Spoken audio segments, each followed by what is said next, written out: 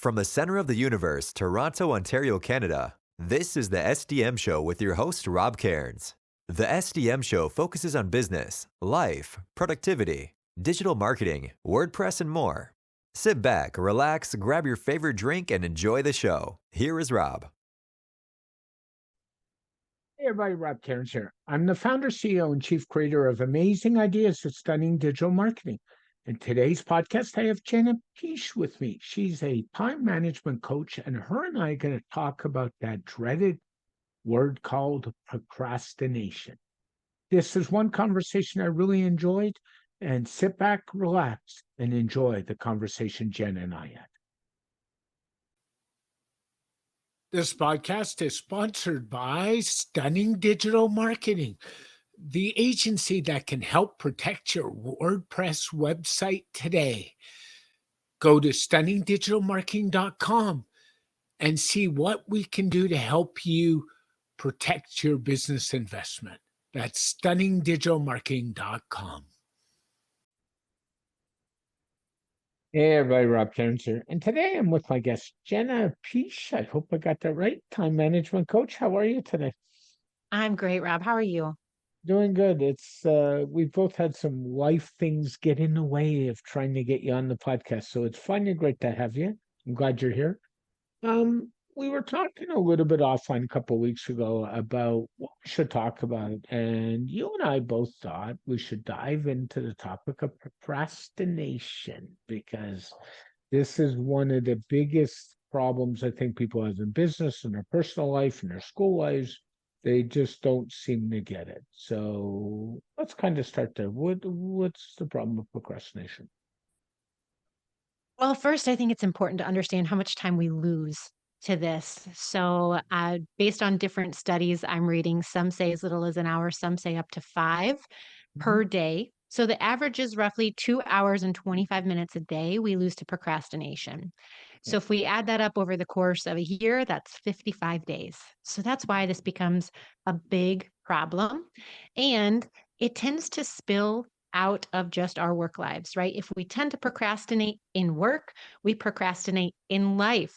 So procrastinators are typically people who have bigger health problems because we procrastinate appointments or we procrastinate taking care of ourselves or the things we need to do to move us forward. So at a high level, I think procrastination is really something that all of us suffer from, but we have just been told, just push through it. You can just figure this out. Just hustle and grind your way through. And I think that's the worst advice we could give anyone. So that's what I'd love to dive into today in this conversation. Yeah, I would too. And I have to ask you, is there a correlation between somebody's organizational skills and if they're a procrastinator or not? Is there any tie there? I think yes, but it's loose. So there certainly is an issue with not having a plan for your time. So Yeah. if you are at a high level more organized and you know these are the types of work I do every week, every month, and you know maybe on Tuesdays I do strategic work and on Wednesdays I do client meetings. If you have a plan for your time and you're more organized, you're less likely to procrastinate. So I think it's a loose one, but at a higher level, what I see is the core issue here is emotional resistance. Okay. So we see something on our list. We know we need to do that thing, but we don't feel like doing it right now. Maybe we don't feel like we have the skills necessary to do that thing, or it just feels uncomfortable. There's some reason that we don't want to tackle it, so we put it off. Yeah. And is one of the best ways to avoid putting stuff off to do what I say, like put it on the calendar and just book yourself some time to do that task you're putting off? Does that work? I think time blocking is a really great strategy to at least have a plan for your time, like I mentioned. So get some organization in your week. But I've talked to so many entrepreneurs and I've worked in marketing agencies before where people say, I created myself the time block. I just can't make myself do the thing. I don't honor it. So the next piece of that is then really diving into, okay, you said you're going to time block doing this work on this website or Mm. diving into troubleshooting this problem and then you put the thing off. Well, why are you putting it off? Yeah. So the first step I recommend to clients when they keep putting things off for days and days is just to sit with the fear and discomfort, right? Don't distract yourself in what feels good to do, like scrolling social media or looking at, or Reddit threads or whatever the thing is, but sit with the discomfort. I've I never have been there distracting. I have to stop you there. I mean, I think social media is the biggest procrastinator time waste. It's either that or news sites, right? So I made a decision about 6 months ago. I took all the social media sites and all the news sites off my tablet and off my phone. And I just said, I'm done. Does that work? What kind of difference have you seen since you've done that? I'm not as stressed out because I don't care what everybody else does. Right. I, I'm not really on social from a personal point of view, except for a couple family chat groups. The rest of it, I really, honestly, I don't, I'm not concerned as much about. Um, I personally, in terms of sharing pictures and stuff, as I tell my family, if you want to see them, I have a personal website. You can go there. Oh, we don't want them. I say, that's nice. I'm okay with that. They want to do that, then that's their kind of thing. But I just find them more productive and I don't get myself caught. And news sites the same, by the way. News sites you can spend all day reading about the problems in Canada, the US. Both of us have them. We all know what they are. And I just don't like negative energy. So I just kind of avoid that stuff like the plague. Yeah, I agree. I cut out news sites and watching the news. I grew up with my dad turning the news on every morning, mostly because of the weather. But then you hear the headlines, and I thought, what a negative way to start my day. So I've disconnected from the news, and I find I'm much happier. I have a much rosier sense of life. And it's not that I'm looking through rose-colored glasses, it's that I'm choosing what my input is because that I don't want to show up and give that negative energy to someone else. So I completely agree. But social media is one of those things where, yeah, if you take the apps off your phone, even if you just have to go to the website, it's another step Yeah. blocking you. And so it's something that can slow you down and help you ask, is this how I really want to spend my time? Another really good step is putting your phone in grayscale, especially when you're trying to do deep focus work, because then social media isn't it as exciting. Or putting Yeah. your phone on mute, then you don't get to hear all the fun things. The reason that these websites pull us away is they're strictly for entertainment and they're designed to keep us on. So that's their job. They want us to lose 2 hours a day in the scroll, and good for them. They're doing a great job at it. But then we need to have our own filters in place to keep us off of it. So, yes, that's a great step in the right direction. But even just having a delay. So, there's a great book by Nair El. It's called Indistractable. And one of the things he talks about is a 10-minute rule. So if you find yourself wanting to do something that you know is not the thing that's going to move you forward, it's a distraction, it's scroll social media or, go have a drink or whatever the thing is, he invites you to sit in that discomfort for 10 minutes. Yeah. So, yes, I want to scroll my phone. Okay, let me set a timer for 10 minutes and sit in this discomfort and really name it. Am I avoiding something? Am I experiencing some kind of fear? Am I delaying the fact that I have to like get up and go outside when it's hot out and that's uncomfortable, right? What am I avoiding? And really sit with that for 10 minutes because we are so good at pushing down our feelings and pushing these things down that if we don't process them, we just put a band aid on it, like scroll social media and forget it. We don't ever truly show up in the world as a better version of us because we never had an opportunity to reflect on how we could do things differently.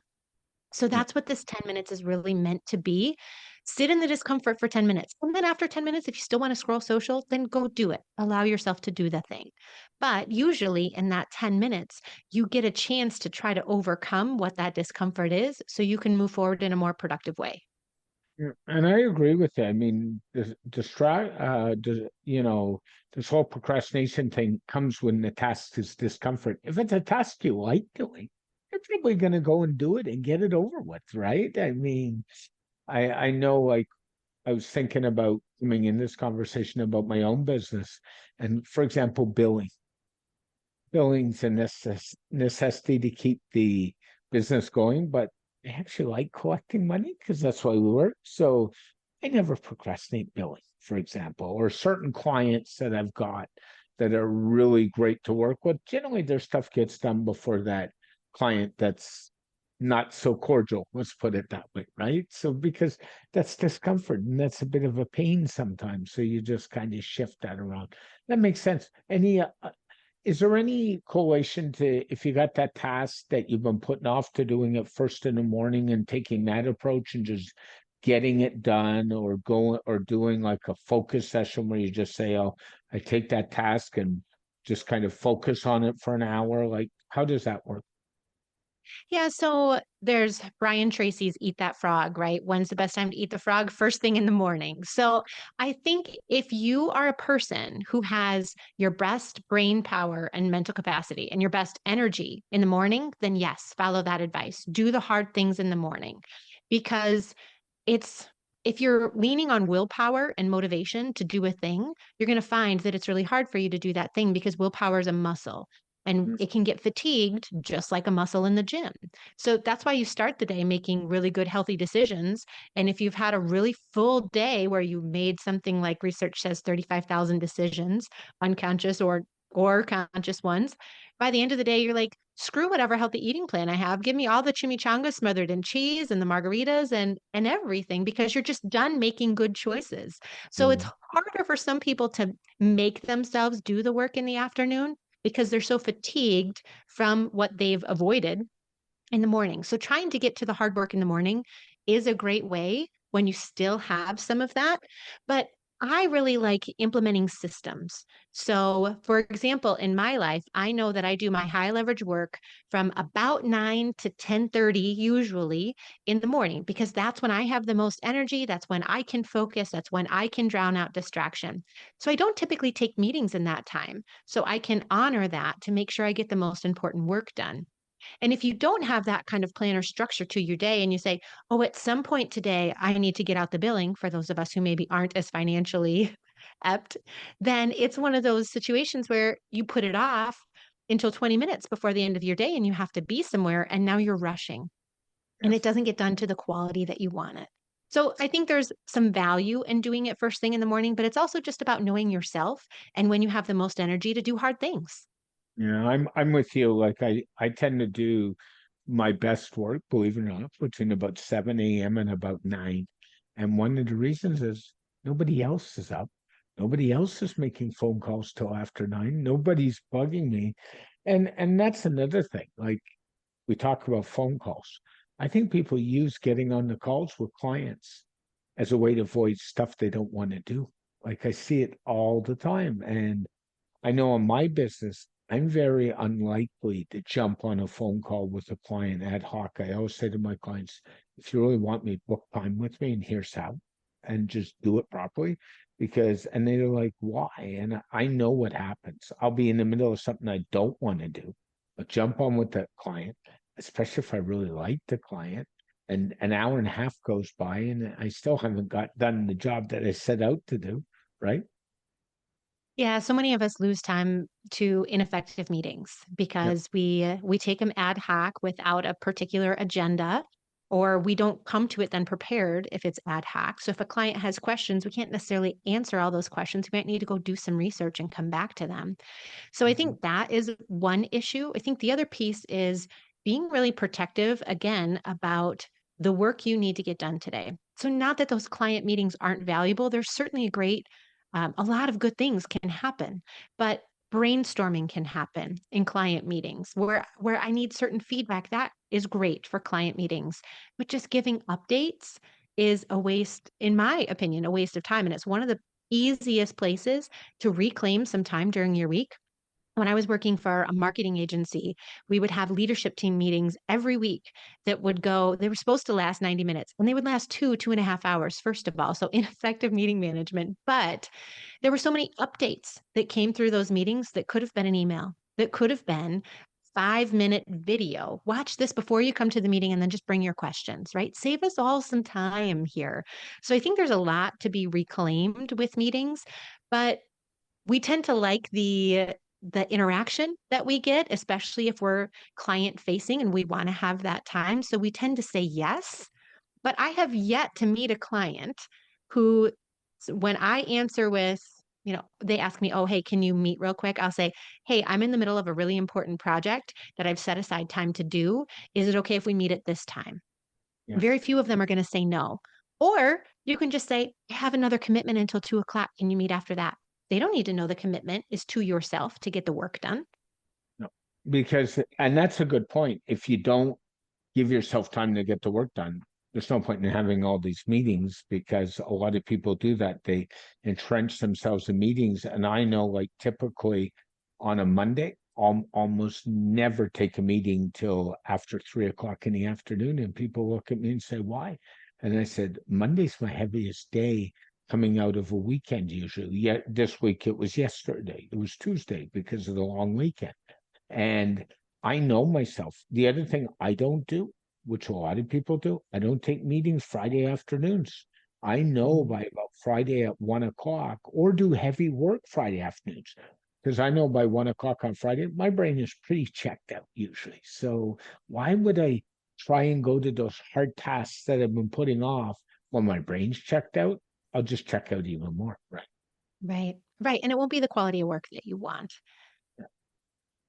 So Absolutely. do you have any other good strategies to kind of helping with this? You say come up with a system. What else works? Yeah. So another one is to shift how you view yourself. So if you say, oh, I'm a chronic procrastinator, I put everything off until the last minute, this is also not serving you. So I don't know if anyone else did this in college or university, but I would put off writing the paper that was really only 5 or 10 pages, right? At this point in my life, I could probably crank that out in an hour. But back in college, it would Yeah. take me, a few hours or a day to do that work. And I'd put it off until the night before. Why? Because I work great under pressure. I am so good. Give me a deadline, right? But if I identify as this kind of procrastinator, then I'm going to let my actions lean into that identity. So some of it is shifting how you view yourself.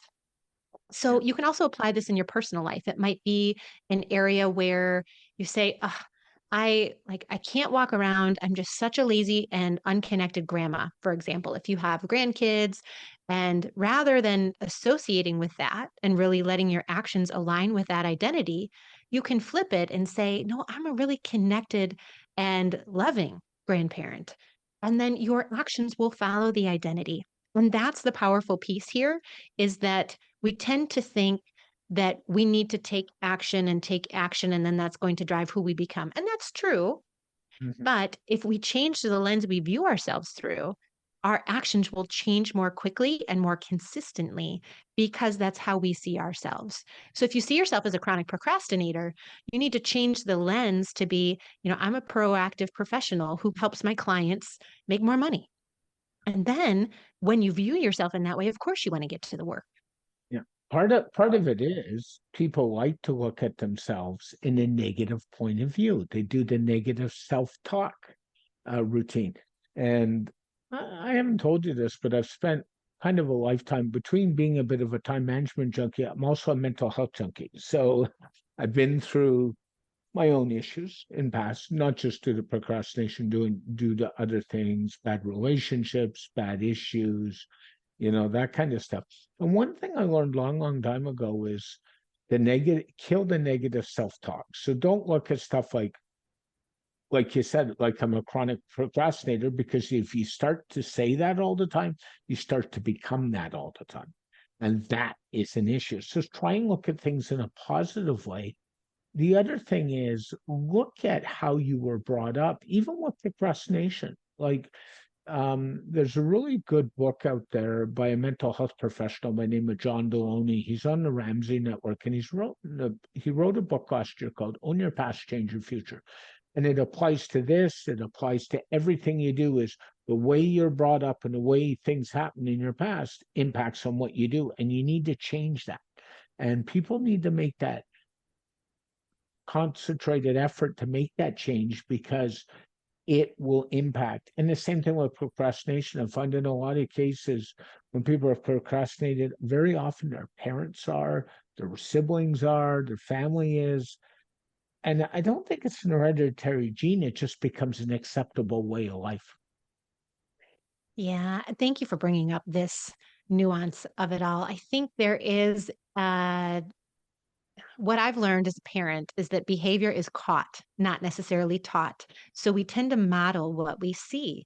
So if our guardians, when we were young, tended to avoid hard things and didn't avoid the discomfort, then that's the learned reaction we have. When things get hard, we either check out or we find a way to avoid the work, thinking, I will just do that later when I'm in a better place.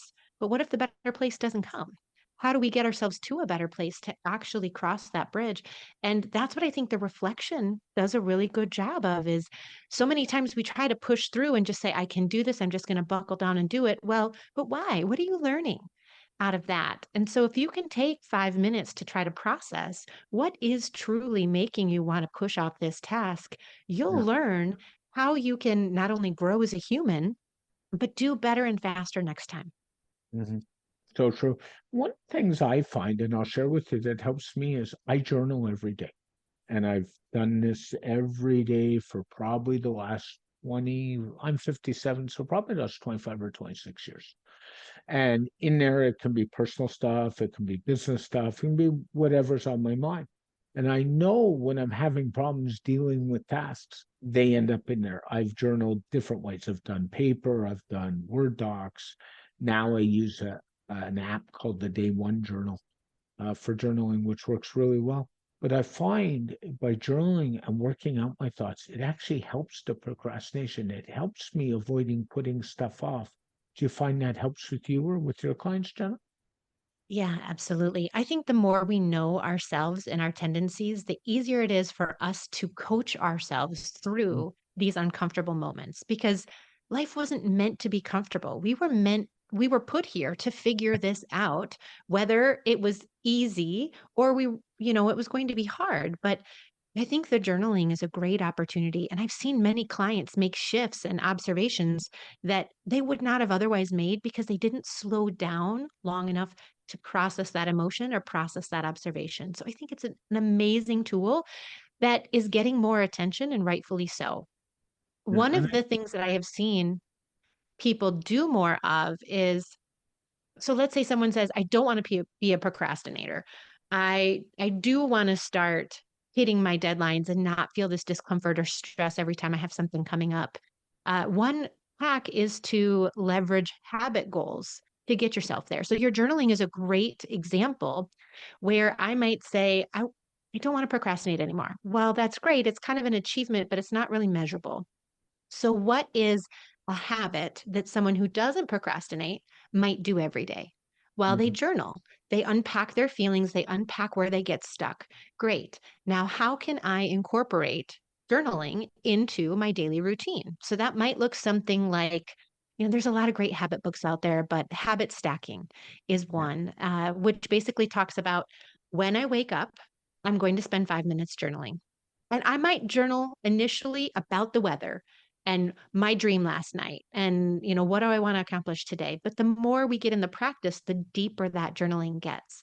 So creating some kind of achievement that attaches to the kind of identity that we want can really help us make leaps and bounds toward the kind of person we want to become that isn't a procrastinator.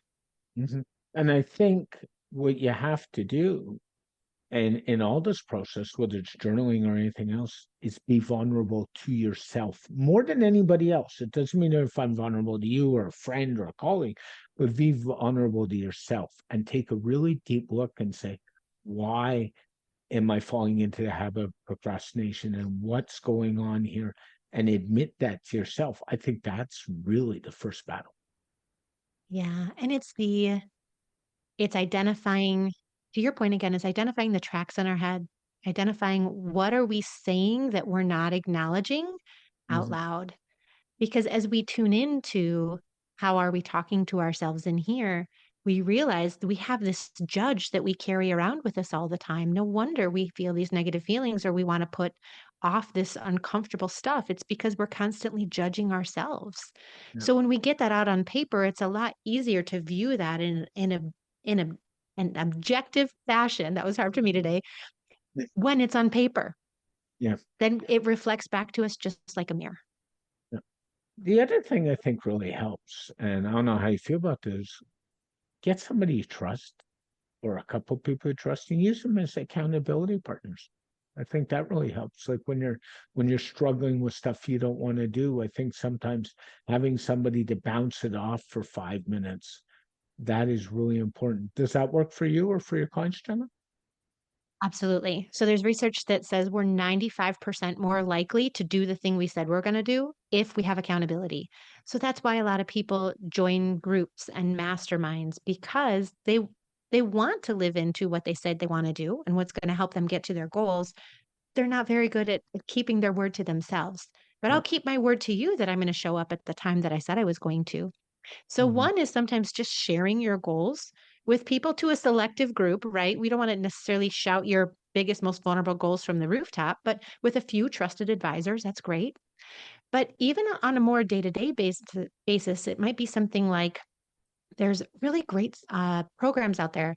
There's one called focusblocks.io. I think there's another one called FocusMate, where I know Focus Blocks, at least every hour on the hour across the world, they have coaches available. You log in at the top of the hour, you write what you're going to work on, and then you sit there live on Zoom and do that work for 50 minutes. And then at the end, you report how you did.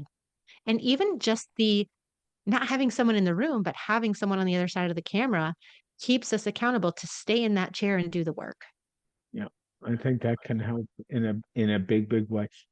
Is there any correlation to chronic procrastinators and people who have mental health issues? That's always a question I've had. I don't have any research that uncovers that. Maybe there is something out there that I'd love to learn more. I would say from my own personal opinion, and I am not a mental health professional, I find that people who sit with the discomfort and do the deeper work and do the journaling and try to uncover why they might be avoiding some of these harder things tend to be the people who have more joy in their lives, tend to be people who can deal with harder situations because they have the tools they need when things start going sideways, when their mental track isn't where they want it. Mhm. So sometimes it's just starting with a small practice to turn that around. And I know there are certainly a lot of things that people struggle with that journaling alone is not going to solve. That's true. But it's just even having the tools to sort out what is going on in my brain and how can I look at it in a more objective fashion that I have found has brought me more peace. Hmm. That's a really How good about point. you? How have you how have you addressed it in your life and how has it evolved for you? Procrastinate. I used to be really bad when I was younger. If stuff I didn't want to do, I would just find a way to avoid it. And I kind of took the approach many years ago when I was running big projects in healthcare before I got into business myself. If there was something I just didn't want to do, I just had to deal with it and just get it over with. Because once it's done, for me, it's a satisfaction that the hard task is done, and then I can move on to the stuff I really like doing. So that's kind of how I've dealt with it over the years. I like to get the hard stuff out of the way early in the day. Uh, Mhm. Yesterday I was working on a project and I got up and I'm like, oh, do I have to do this? Yes, I have to do this. When do I got to get it done by? Oh, I don't know. And I just kind of took the eat the frog approach and just got it done. And I just kind of focus when I'm in stuff that I'm avoiding doing. I turn off the phone, I turn off the computer, I turn off pretty well everything. And I just deal with it that way. That's kind of been my approach over the years. Yeah, so I call that creating a focus cave. So if we know we have to really dive into some really deep work that's going to challenge us, it is really great to shut off all the notifications, put your phone somewhere else, turn on some great background music like binaural beats or actually Baroque. Instrumental classic music is really great for focus, but ultimately creating yourself a space in which it's harder for you to get distracted can really help you do that. Mm. Another tactical tip is if you have a team or you have someone you can delegate to, a contractor, this is a great opportunity to say, well, if this is uncomfortable for me and it needs to get done, is it in the strength or desire zone of someone that I could delegate it to? Not that we want to push our work off on others, but if this work is truly in my drudgery zone because I feel like I just don't have the tools I need and it's going to take me longer than it should take someone, maybe that's a great candidate for delegation. And there might be someone who's amazing at that thing, or it's a great growth opportunity for them. And for you, it's just a distraction. Yeah. So we can also use it as an opportunity to say, should I really be the one to do this work? Mhm. I would agree with that. A mentor in my life who's still in my life in a big way, and his philosophy with a lot of stuff, and I've kind of adopted is if you're not good at doing something, find somebody to do it for you. If you don't like doing it, find somebody to do it for you and concentrate where you're good at and what makes you money. That was his whole philosophy. And I think when you do that, it makes life easy. So I'll give you an example. I can do accounting work till the cows come home. My father was the CFO. I was good at it. I hate it. I hate it. I hate it. I hate it. So I always say to people, what do? I have an accountant and I hand him all my accounting stuff every month. I say, just deal with it, please. I don't care what it costs me, just deal with it. And he deals with it. Right, So it's right. done. Well, and this is true in our businesses or in our careers, but it's also true in life outside of it. So I was Yep. at a conference, marketing conference. I was 6 months pregnant, so it was the last week I could Oh travel, and no. I went, and I had a that part was okay, but I had a mom who ran an agency come up to me, and the advice she said was, "I know I'm giving you unsolicited advice, but delegate everything that you can so you get time with them when they're little." And I, flippantly was like, yeah, okay, whatever. But now that my kids are almost 5 and 7, I realize how right she was in life too. There are certain things I can't delegate that I don't want to delegate, like spending time with my kids or time with my partner or these other things in life, right? I'm building a business so I can enjoy these other areas. But I can certainly delegate cleaning the toilets. Don't like Yep. doing that. That's a great opportunity. I could certainly delegate mowing the lawn or doing the landscaping if I don't really enjoy that work. Now, there are certain people who love that opportunity to be outside. Great, don't delegate it. But that yes to doing the landscaping, something that you hate, is a no to doing other things that could fill you up. Yeah. So true. And the problem is people look at it wrongly. They say, oh, if I delegate cleaning the toilets, let's go back to it because I hate housework more than anybody. Same. And I live with my elderly mom and she hates housework. So what do? I bring in a cleaning lady once a week. And my mom says, doesn't that cost you? And I said, you know what? I make more money for what I charge than I'm paying to do this. So you can't just look at it that way. You got to also say, okay, but then I'm freed up to do the stuff I'm good at and I want to do. And that's what Right. people don't realize. Yeah, Yeah. that's the ultimate time and financial freedom, Yeah. is looking at the cost of not delegating so you can truly free up your time to do what will make you money and make you feel like you can have the freedom. I think the ultimate that we're all looking for is how can I spend 90% of my time in my desire zone and my zone of genius where I'm passionate and proficient. And Mhm. so it's great to try to delegate or get rid of or eliminate, automate those things that don't fall into it. But there are certainly developmental things that we want to do for our business that kind of fall into this growth zone where it's maybe just a little bit out of reach and it's an okay that it's a stretch. And so if that's the case, like for example, in my business, maybe it's getting up and doing more public speaking. Maybe I want to do keynotes. And so I really should practice that public speaking. Well, it's not completely out of reach for me, but it is certainly a little bit of a risk, a little bit of a stretch. Yeah. So it's overestimating the amount of time that I need to do that thing to allow for the learning curve. Because that's another place where a lot of us make mistakes is we underestimate the time it's going to take. And then we get frustrated that we can't do 15 things in a day when we thought each of these things was going to take 10 minutes and some of them took 2 hours. Because they don't have any concept because they haven't done it before. They don't know what it's going to take. So, and they don't, Exactly. it's funny. I always tell people, even in web projects that are starting out, I said, take your estimate, double it, and add 50%.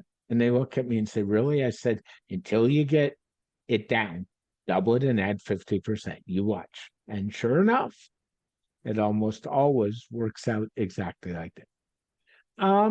Let's kind of head to wrap up a little bit. If you were, I'm going to put you a bit on spot. If you had three real good books on the topic to help people, which ones would you kind of throw out there? I'm a bit of an avid reader, so fill my bookcase. Yeah. Well, I know you're a productivity guru, so you maybe have read I'm some of these, but I believe the one thing by Gary Keller is great. Prioritization is the number one thing that I hear my clients struggling with. And the focusing question from the one thing is a great way to move through life, one project at a time. So I highly recommend the one thing. I've also really been enjoying Indistractable by Nair Eyal. It's a great book talking about leaning into the discomfort and creating systems so you get the right work done. And if I had to pick a third, I'm trained in the Full Focus System by Michael Hyatt. It's a Yeah. productivity system. So I really love his Free to Focus. It's a very baseline foundational book about productivity, but it gives a lot of really great systems if you're just getting started and trying to create more foundational structure around your time. Yeah, Michael's got a unique way of putting stuff across on this subject and many other subjects, and he's very much a system focused guy. So that kind of Yeah. helps alluding to what we're talking about. And if you had three quick tips that somebody could help themselves today that don't take a lot of work, what would you say? I would first pose a question that what would you do if your success were inevitable? So many of us think about all the things we need to get done today, or we put these limiting factors on ourselves because of our judge, and we can never step above the fold to ask, but what is truly possible? What's my end game?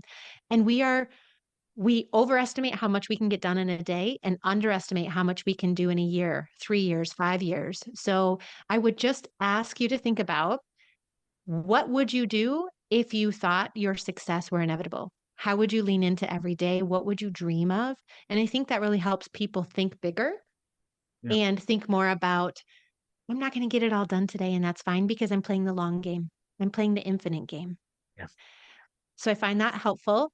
And then the other two levers that I feel like people don't pull often enough, they come to me and they say, Jen, I thought I'd be further along by now. I thought I'd get this promotion. I thought my business would be more successful. And the two things I ask them to lean into are focus and consistency. yeah, So we tend to think about, if my teacup were my energy and my time, as a business owner or someone in a full-time career, I tend to try to pour that in 15 different cups, and yeah, then I wonder why I'm not further in any of those 15. Well, it's because I'm spread too thin.